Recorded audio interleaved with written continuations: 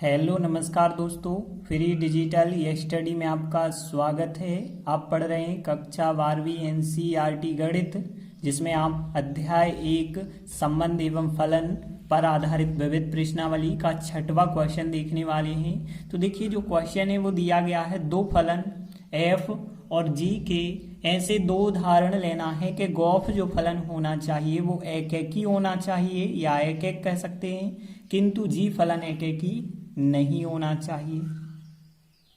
तो देखिए, यहाँ पे सवाल में आपको एक एफ फलन मानना होगा और एक जी फलन मानना होगा, और ध्यान रखना होगा कि एफ तो एक एक ही हो सकता है लेकिन जी एक एक ही नहीं होना चाहिए। तो देखिए, सबसे पहले हम मान के चलेंगे एक फलन। तो मान के चले हम कि पहले नंबर हमने एक एफ फलन माना जो प्राकृत संख्याओं से पूर्णांक संख्याओं पर होना चाहिए, और एक हम जी फलन मानेंगे। लेकिन ध्यान यह रखना है कि जी फलन एक एक ही नहीं होना चाहिए, एफ एक एक ही हो सकता है। तो देखिए, जो एफ एक्स फलन हम मान रहे हैं, एफ एक्स फलन को हम सीधा एक्स मान ले रहे। एक्स मानने से क्या होगा, एक्स का मान आप कुछ भी यदि प्राकृत संख्याओं में से रखें तो यहाँ पे हम लिखेंगे कि जहाँ जो एक्स का मान होगा, यह एक्स का मान जो है निर्भर करता है एन पर, मतलब एन के अंतर्गत होगा। अब देख सकते हैं यहाँ पे, यदि आप एक रखेंगे तो एक उत्तर आएगा, दो रखेंगे दो आएगा, तीन रखेंगे तीन आएगा, मतलब एक अवयव का एक ही उत्तर होगा। ऐसा नहीं होगा कि दो अवयव रखने पे एक उत्तर आता होगा। तो यहाँ पे यह फलन तो एक एक ही हो जाएगा, लेकिन हमें एफ से तो कोई मतलब नहीं था, हमें जी फलन से मतलब था और गॉफ फलन से मतलब था। अब देखिए, हम तथा करके मानेंगे एक जी फलन मानेंगे, और ध्यान देना जी फलन जो होगा जेड से जेड पर है। इस बार आप जो है पूर्णांक संख्या रखोगे और आंसर भी आपको पूर्णांक मिल सकता है। तो देखिए, एक जी फलन आपको मानना होगा, जैसे मान के चलते हैं हम। अब देखिए, जी एक्स फलन ऐसा फलन मानना होगा जो एक एक ही नहीं होना चाहिए। तो देखिए, जी एक्स फलन हम मान रहे हैं, मापांक एक्स मान रहे हैं, या फिर हम एक्स वर्ग भी मान सकते हैं। देखिए, अब यहाँ पे मापांक एक्स हमने क्यों माना, क्योंकि यदि आप यहाँ पे देखें एक रखेंगे यदि, तो एक का मापांक आपको एक आंसर प्राप्त होगा, जेड से जेड पे है। यदि -1 रखेंगे और -1 का मापांक निकालेंगे तो भी एक होगा, +1 का मापांक भी एक, -1 का मापांक भी एक, मतलब एक ही तो नहीं है। तो देखिए, हम यहाँ पे बताएंगे जो यहाँ x का मान है यह z पर निर्भर करता है। तो हम लिखेंगे कि जहाँ पर x जो होगा इस बार जो है z के अंतर्गत होगा, z मतलब पूर्णांक संख्याओं के अंतर्गत होगा। अब देखिए, हम एक रखने पे उत्तर एक पाते हैं, -1 रखने पे भी उत्तर एक पा रहे हैं। इसका मतलब है जो जी फलन है वो एक एक ही नहीं है। तो यहाँ पे यही बात हम लिखेंगे कि चूंकि यदि हम देखें, यदि हम एक बार एक रखते हैं तो देखिए जी एक का मतलब होगा एक का मापांक, और एक का मापांक कितना होता है, एक होता है। तथा यदि हम देखें -1 रखते हैं तो -1 का मापांक हमें करना होगा, और -1 का जो मापांक होता है वो भी +1 होता है। देख सकते हैं कि दोनों बराबर आ चुके हैं कि जी एक का मान भी एक आया है, जी -1 का मान भी एक आया है। लेकिन हमें एक बात पता है कि दो अवयव हमने जो एक और -1 रखे थे, यह अवयव आपस में बराबर भी नहीं हैं। तो अतः हम कह सकते हैं कि जो हमें दो अवयवों का एक ही आंसर मिला और दो अवयव अलग अलग थे, तो इसका मतलब है कि जो जी फलन है वो एक एक नहीं है। एक एक लिखें या एक एक ही लिखें, बात एक ही है। तो देखिए, हमारा जी फलन तो एक एक ही नहीं है। अब हम सिद्ध करेंगे कि गॉफ फलन एक एक ही है। तो देखिए, अब आपको गॉफ फलन मानना है। गॉफ फलन क्या होगा, तो ध्यान देना, आप लोगों ने पढ़ा है, यदि कोई फलन एफ ए से बी समुच्चय पर है और कोई जी फलन जो है बी से सी समुच्चय पर है, तो इन फलन का जो संयोजन गॉफ होता है, गॉफ ए से सी समुच्चय पर होता है। तो यहाँ भी यदि हम देखें ए बी और बी और सी हो गया, तो इनका गॉफ जो बना होगा वो ए से सी बना होगा, मतलब हम कह सकते हैं कि एन से जेड पर बना होगा।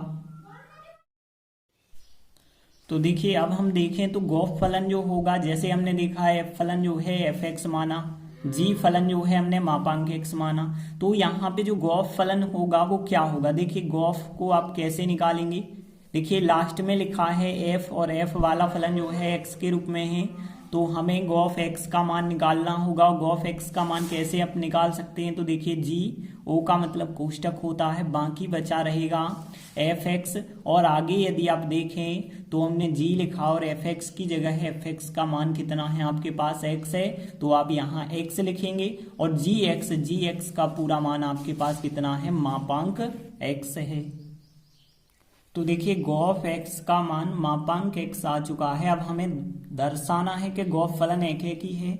तो यदि आप देखें तो यहाँ बात हो रही है n से z की, मतलब n प्राकृत संख्याओं से जो गॉफ फलन है वो प्राकृत संख्याओं से z पर है। तो देखिए एक बार आप 1 रखेंगे, 2 रखेंगे, 3 रखेंगे, -1 -2 -3 तो आप रख ही नहीं सकते, क्योंकि बात हम कर रहे हैं प्राकृत संख्याओं की। 1 रखेंगे तो 1 का मापांक आपको 1 मिलेगा, 2 रखेंगे 2 का मापांक 2 मिलेगा, 3 रखेंगे 3 का मापांक 3 मिलेगा, एक अवयव का एक प्रतिबिंब बनेगा, मतलब एक ही तो हो जाएगा गॉफ फलन। तो यदि कोई फलन एक ही होता है तो आप कैसे करते हैं, तो यहाँ पे देखिए एक ही के लिए जो हमने आपको नियम बताया था, बहुत सारे सवालों में भी किया था कि यदि हम f(x1) का मान, यदि हम f(x1) का मान बराबर ले लेते हैं f(x2) के और आगे सॉल्व करते जाते हैं और x1 बराबर x2 यदि मिल जाता है तो जो f फलन होता है वो एक ही कहलाता है। लेकिन अब यहाँ f की बात नहीं हो रही, यहाँ पे हम गॉफ की बात कर रहे हैं। तो हमने लिखा कि गॉफ x1 बराबर यदि हम लेते हैं गॉफ x2 और आगे सॉल्व करते हुए x1 बराबर x2 प्राप्त यदि कर लेते हैं तो यहाँ पे सिद्ध हो जाएगा कि गॉफ फलन एक ही है। तो देखिए हमें पता है गॉफ x का मान कितना है, मापांक x है, तो गॉफ x1, x की जगह यहाँ x1 आएगा तो यहाँ पे आ जाएगा मापांक x1। अब x2 यदि रखेंगे तो यहाँ पे आएगा फिर मापांक x2। अब देखिए आपको पता होगा जब भी आप मापांक हटाते हैं तो प्लस माइनस के चिन्ह आते हैं, तो यहाँ पे x1 बराबर प्लस माइनस x2। जब भी मापांक हटाएं तो प्लस माइनस आएगा, और वर्ग हटाएं, वर्गमूल लेते हैं तो भी वहाँ पे प्लस माइनस चिन्ह आता है। अब देखिए यहाँ पे हम कहेंगे x1 बराबर x2 ही होगा, माइनस x2 के बराबर नहीं हो सकता है, क्योंकि हमें पता है जो गॉफ है उसके जो भी x1 x2 हैं वो n के अंतर्गत हैं। तो हमने यहाँ पे ही बताया था कि जो x1 और x2 दो अवयव हमने लिए हैं ये प्राकृत संख्याओं के अंतर्गत लिए हैं, मतलब यहाँ पे x1 और x2 दोनों धनात्मक होंगे। तो हमने लिखा चूंकि जो है x1 और x2 दोनों धनात्मक हैं, इस वजह से केवल हमने धन चिन्ह लिया है, ऋण नहीं लिया है। देखिए अतः हम कह सकते हैं कि जो गॉफ फलन होगा वो एक ही होगा।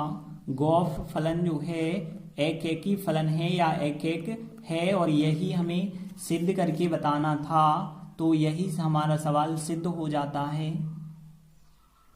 देखते हैं अगला 7वां प्रश्न है, बिल्कुल इसी प्रकार का है, लेकिन अब एक के स्थान पे आच्छादक की बात की गई है। दो फलन f है, एक फलन g है के उदाहरण फिर हमें बताना है। गॉफ आच्छादक होना चाहिए, लेकिन f जो है वो आच्छादक नहीं होना चाहिए, मतलब जो है f जब आच्छादक नहीं है तो g आच्छादक होगा।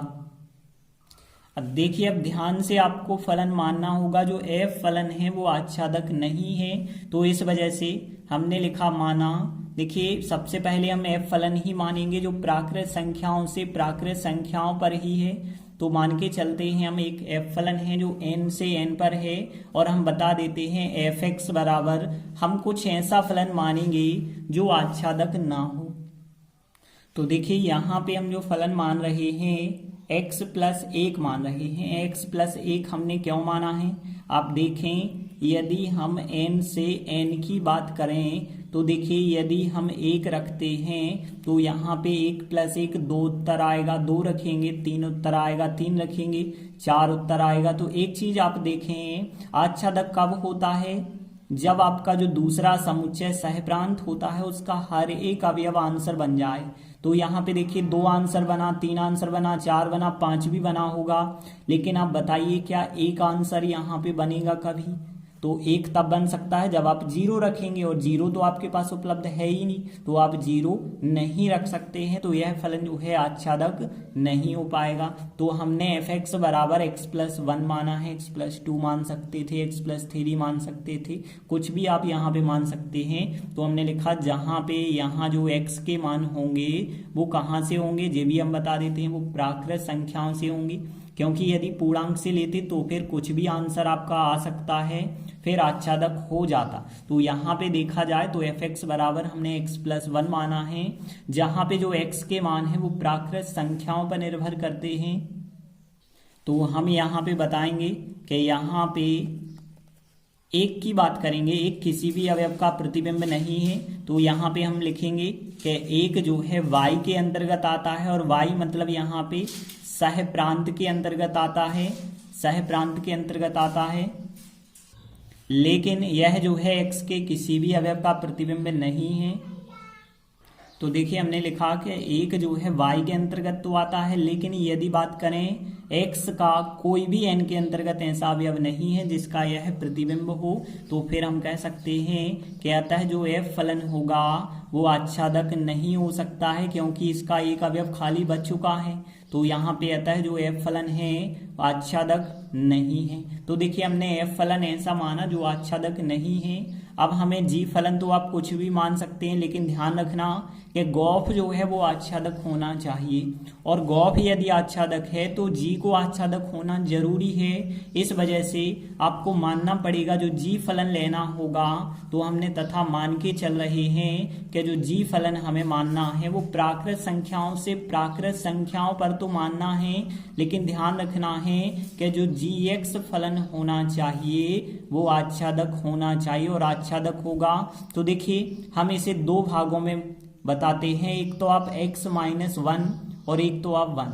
यहाँ पे यदि आप x का मान प्राकृत संख्याओं में 1 से बड़ा रखते हैं तो x-1 फलन होगा, और यदि x का मान 1 रखते हैं तो उसके लिए आप आंसर 1 होगा। ऐसा हमने क्यों माना है, देखिए आप कहते कि x-1 अकेला मान लेते तो फिर यह परिभाषित नहीं होता, क्योंकि यदि आप 1 रखते तो 0 आंसर यहाँ पे मिलने लगता। देखिए यदि आप gx बराबर x-1 अकेला मानते तो 1 रखने पे आपको उत्तर यहाँ पे 0 मिलता, और 0 उत्तर नहीं मिलना चाहिए, क्योंकि यहाँ n से n पर है, फिर ये परिभाषित नहीं होता, तो इसके द्वारा परिभाषित हो जाएगा। तो इस प्रकार से हमने g फलन माना। अब देखिए हमें g फलन के बारे में तो कुछ भी नहीं बताना है, f आच्छादक नहीं है हमने बता दिया। अब हम बताएंगे गौफ आच्छादक है। देखिए हमें g जो है आच्छादक है या नहीं बताना, यदि बताना होता तो g निश्चित ही आच्छादक होता। अब हमें बताना है, तो अब यदि हम देखें तो मान के चलेंगे कि जो गौफ फलन होगा, देखिए तो गौफ फलन के बारे में हमने आपको पहले ही बता दिया था, यदि कोई फलन a से b पर है और कोई फलन g जो है b से c पर है तो गौफ फलन a से c पर होगा, मतलब n से n पर हो जाएगा। देखिए यहाँ a b c एक से हैं तो इस वजह से कोई प्रॉब्लम भले ही नहीं है, लेकिन आप ध्यान रखना कि गौफ फलन a से c समुच्चय पर होता है। और देखिए अब यदि हम देखें यहाँ पे फलन का मान, जैसे हमने यहाँ पे दिखा f कोई फलन है और f(x) का मान x+1 है, g कोई फलन है, gx का मान यह दिया गया, गौफ कोई फलन है, तो अब हम निकालेंगे कि गौफ x का मान क्या होगा। तो ध्यान देना गौफ x का मान हम कैसे निकाल सकते हैं। तो देखिए हमने g लिखा, o का मतलब था कोष्टक, और बाकी क्या बचा होगा, f(x) बचा होगा। और यदि हम देखें g f(x) तो देखिए g f(x) का मान कितना है आपके पास, x+1 है, तो x+1 हमने लिखा। अब देखिए यहाँ पे gx+1 की यदि बात करें तो देखिए x+1 और यहाँ x+1 जो है प्राकृत संख्याओं के अंतर्गत है, तो यहाँ पे निश्चित ही x+1 का जो मान होगा वो 1 से बड़ा होगा। तो हम कह सकते हैं कि चूंकि यहाँ पे x+1 का जो मान होगा वो बड़ा रहेगा हमेशा 1 से, तो इस वजह से x+1 को हम g फलन में तो रखेंगे, लेकिन यहाँ रखेंगे। यहाँ क्यों नहीं रखेंगे, क्योंकि 1 थोड़ी होगा, x+1 का मान 1 से बड़ा रहेगा, मतलब x-1 के अंतर्गत आएगा। तो देखिए gx+1 हमें कैसे ज्ञात होगा, यहाँ पे आपको x के स्थान पे x+1 रखना होगा, और x के स्थान पे यदि आप x+1 रखते हैं और फिर पीछे -1 था, -1 यदि आप लिखते हैं तो देखिए 1 से 1 कट जाता है, केवल आपको x प्राप्त होता है, मतलब यहाँ पे हमें गॉफ x का मान x प्राप्त हो चुका है। इसका अर्थ है 1 रखेंगे तो 1 उत्तर आएगा, 2 रखेंगे तो 2 उत्तर आएगा, 3 रखेंगे तो 3 आएगा। मतलब यदि हम कोई भी n का मान रखेंगे तो n का मान ही प्राप्त होगा। तो देखिए यहाँ पर स्पष्ट है, यहाँ क्या स्पष्ट है कि आप देखिए x का मान कुछ भी यदि प्राकृत संख्याओं से लेते हैं तो यहाँ स्पष्ट है प्रत्येक x के मान के लिए, प्रत्येक x का मान यदि आप प्राकृत संख्याओं से लेते हैं तो उसके लिए जो भी आप x लेंगे वही आपको आंसर प्राप्त होगा। मतलब जो भी हमने x लिया है वही हमें y प्राप्त होगा। आंसर को हम y कहते हैं, तो इस वजह से हम कह सकते हैं कि जो भी हमने x लिया है आंसर हमें वही प्राप्त हुआ है, जो आंसर आता है वह y आ रहा है। तो इस वजह से हम कह सकते हैं कि गॉफ x का जो भी मान होगा वह हमें y प्राप्त होगा। और हमने आपको बताया था x का मान रखा जाता है f(x) में, और यदि y उत्तर प्राप्त होता है तो वो फलन आच्छादक होता है। तो अतः हम कह सकते हैं कि गॉफ फलन जो होगा आच्छादक होगा। तो इस प्रकार से सिद्ध हो जाता है कि गॉफ फलन आच्छादक है। तो यहाँ पे हमने क्या देखा, देखिए हमें जो बताना था f आच्छादक नहीं है, आच्छादक नहीं था, एक g फलन माना, इसके बाद हमें बताना था कि गॉफ आच्छादक है, तो गॉफ आच्छादक सिद्ध हो जाता है। तो इस प्रकार से हमने 2 महत्वपूर्ण सवाल किए। आगे के वीडियो में आगे की सवाल करेंगे। धन्यवाद।